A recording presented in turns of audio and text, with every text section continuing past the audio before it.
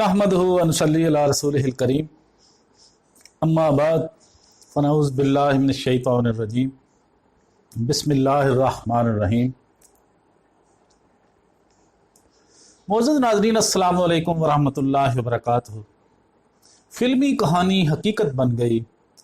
Nissan company का सरबराह किस तरह एक डब्बे में बंद होकर जापानी हुकूमत की हिरासत से फरार हो गया। अकल को दंग कर देने वाली कहानी हम आपकी खिदमत में पेश करेंगे।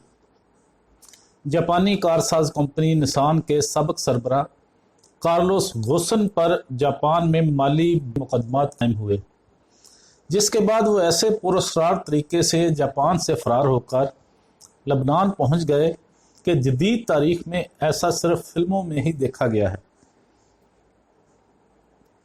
कार्लोस गोसन ने पहले तो दुनिया भर से माहिर वकला की एक टीम इकट्ठी की और अदालत में इन इल्ज़ामात का सामना करने का फैसला किया, लेकिन फिर उन्होंने जापान से फरार होकर अपने आबाई मुल्क लबनान जाने की ठान ली और उसके लिए एक और टीम हायर कर ली।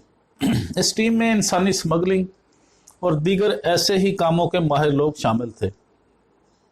हत्ता कि उनमें एक ऐसा शख्स था जो जंगी इलाकों में जंगी कैदियों को निकालकर फरार कराने में महारत रखता था। इस टीम ने महीनों मंसूबाबंदी की और फिर इसे अमली जामा पहनाया। वॉल स्ट्रीट जर्नल के मुताबिक कार्लोस अदालत से जमानत पर रहा थे और अदालत ही के टोक्यो में मुकर्रर करदा एक घर में उन्हें रखा गया था, जहां 24 घंटे कैमरों से उनकी निगरानी की जा रही थी। उनके पास जापान, ब्राज़ील और लबनान के पासपोर्ट थे, मगर तीनों पासपोर्ट जब्त हो चुके थे और वो बैरून मुल्क सफ़र नहीं कर सकते थे। कार्लोस की इस टीम ने एक बड़े साइज का स्याह बॉक्स बनवाया जिसकी निचली तरफ सुराख किए गए थे। ऐसे बॉक्स अमूमन कंसर्ट से मुतल्लक साजो सामान बैरून मुल्क ले जाने के लिए इस्तेमाल होते हैं। उन्होंने कार्लोस को एक बॉक्स में डाला और टोक्यो से उसे ट्रेन में लादकर 300 मील के फासले पर वाक़या शहर ओसाका ले गए, जहां से उन्हें इस बॉक्स को एक निजी हवाई जहाज़ पर सवार कराना था और यही सबसे कठिन मरहला था। टीम के कई अरकान का भी ख्याल था कि इस मरहले पर वो पकड़े जाएंगे। इस मकसद के लिए उन्होंने रात के पिछले पहर का इंतखाब किया। वो पहिए लगे बॉक्स को घसीटते हुए ओसाका के उस छोटे से एयरपोर्ट पर लाए। वहां अमले के कुछ ही लोग थे। ये बॉक्स इतना बड़ा था कि एक्सरे मशीन में दाखिल नहीं हो सकता था और अमले ने खुद इसे चेक करने की जहमत ना की और यूं कार्लोस की टीम इस बॉक्स को कामयाबी से तारकोल तक पहुंचाने में कामयाब हो गई। वहां से बॉक्स एक छोटे निजी तैयारे में लादा गया और तैयारा 23 घंटे की प्रवास करके तुर्की पहुंच गया। वहां से इस टीम ने कार्लोस गोसन को लबनान स्मगल कर दिया और अब वो वहीं मुकीम हैं।